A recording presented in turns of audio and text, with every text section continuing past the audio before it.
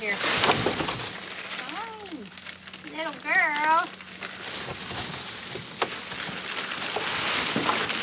Hi, baby.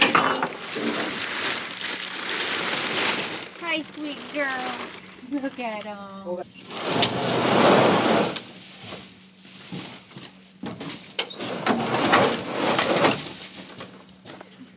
you think of them? Cool. They look good, don't they? I'll wait for your dad.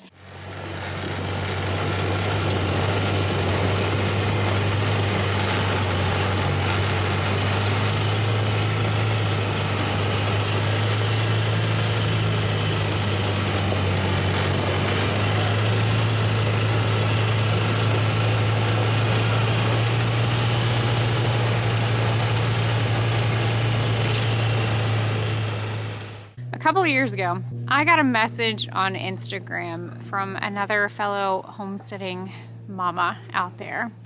And I think, if I remember correctly, the first message or comment that I ever got from her was complimenting my eyebrows, which, thank goodness, thick eyebrows are back in style. I'm just gonna leave that there. But the message that I got was from a homesteader and a gardener, and her name is Jessica. And her YouTube channel is called Roots and Refuge. And if you don't know who I'm talking about, I highly advise you guys to go over and follow them and see what they're doing. They've got some amazing things going on their homestead.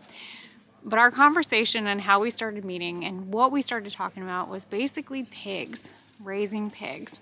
She came to one of the HOA conference a couple years ago, and I actually had our trailer set up, and I was teaching and educating about raising pure Mangalistas and the meat quality, and just, you know, wanted to show and share what I found that we've enjoyed on our homestead. And I think after that she was sold, and her husband went and found their own manga breeder that's fairly local to them, and they started introducing that breed of pig to their homestead.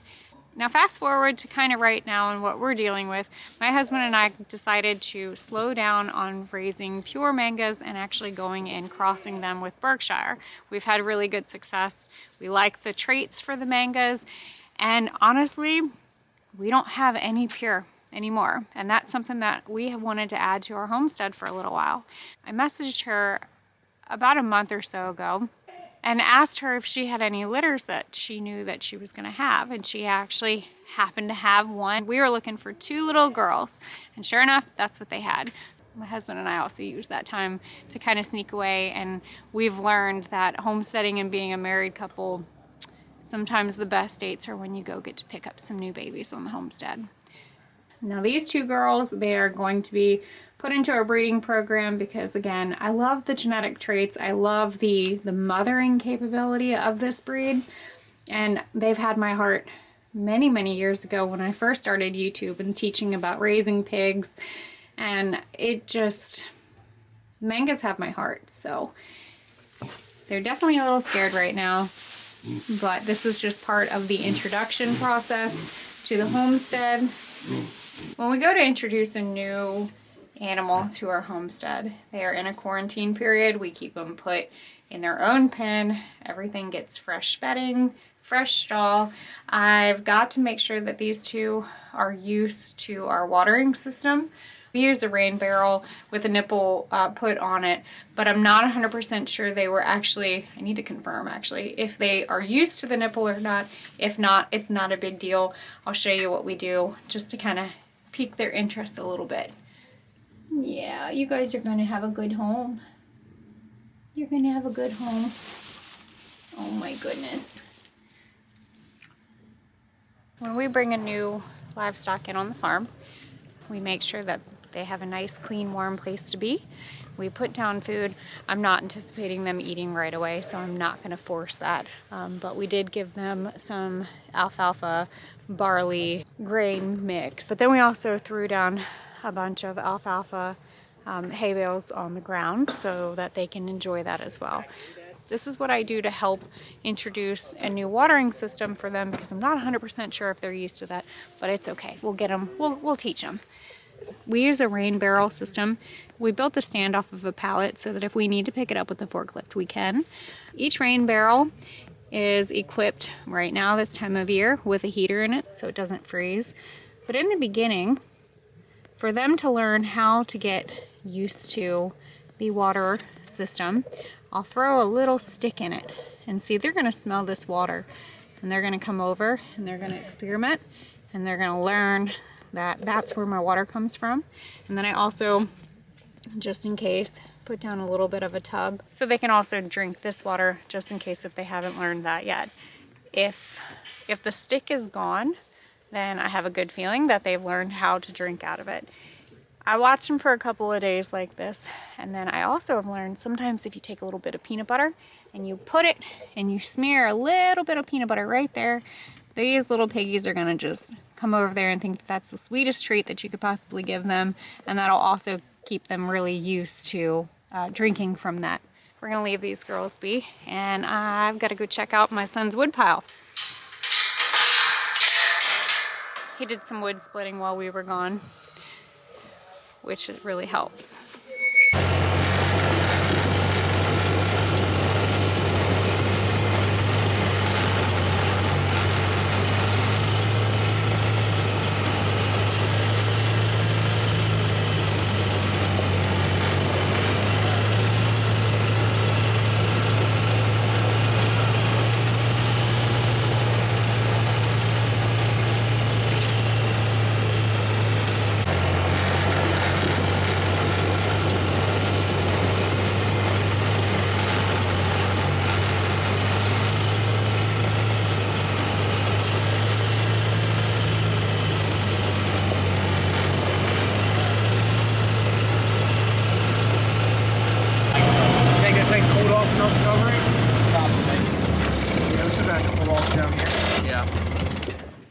Cool, man. Appreciate you splitting wood. You got more to do, though.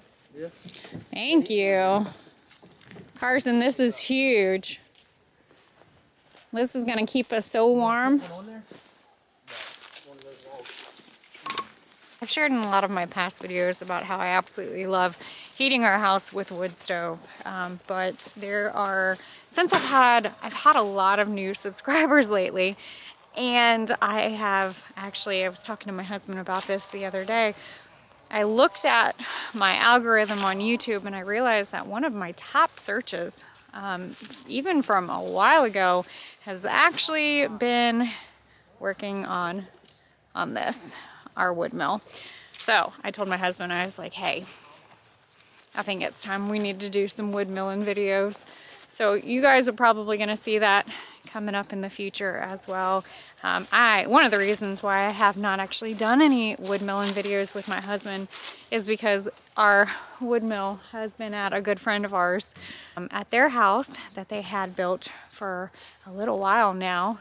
So we were helping them out and getting some of their trees milled up, and now it's back at home. So now I get to actually start running it again. And to tie in herbalism with all of this, I'm actually checking out a couple of trees that we mill down and actually going to start saving some of the inner bark, like cherry bark, which can be extremely poisonous, so I don't recommend that you just ingesting it. There's a whole process behind it, but you can make cough medicine from the cherry bark, so we'll be saving that. And then we don't mill up white willow, but white willow is actually essentially aspirin, but the other bark, the inner bark that I need to start saving is the white oak bark. And once we get really more into that, I will be sharing with you guys why we're saving it. So we've got right now a few good wood piles of some trees that we actually need to mill and get the wood in our kiln, get it drying. But I would say absolutely you're gonna start seeing more of this in our life, especially because this is like the perfect weather to do any milling. It's not exactly fun to mill in the dead of summer, so this weather is actually really nice. I need to confirm a couple of the white oak. These are all pretty much red oak. Okay, so this is all red oak? Mostly. I thought we had some white oak, but I'll confirm. Yeah, this is gonna be really nice.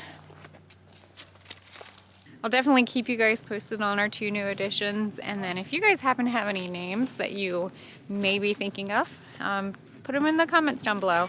I think I like the name Tilly. Tilly is one of the names that I really liked, but I don't know what would go with Tilly. If you happen to have any suggestions, definitely let me know. I'm gonna go up, get this fire going, and figure out what I'm cooking for dinner. Thank you guys for watching, and as always, don't be afraid to get your hands dirty and learn something old.